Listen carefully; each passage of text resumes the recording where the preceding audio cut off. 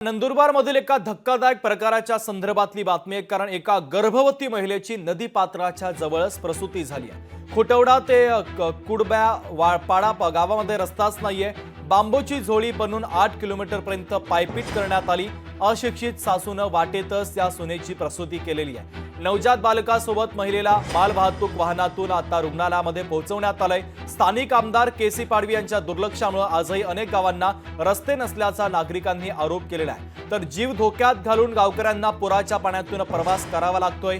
नंदुरबार मधील धक्कादायक वास्तव आपण पाहतोय। एका गर्भवती महिलेची नदीपात्राजवळ प्रसूती झाली आणि नदीला आलेल्या पुरातून नंतर पायपीट करत रुग्णालयामध्ये दाखल करावं लागलेलं आहे। खुटवाडा ते कुडब्यापाडा या गावात रस्ताच नाहीये। बांबूची झोळी बनवत 8 किलोमीटर पर्यंत पायपीट करावी लागलेली आहे। नंदुरबार मधील भीषण परिस्थिती, भीषण वास्तव आपण पाहतोय।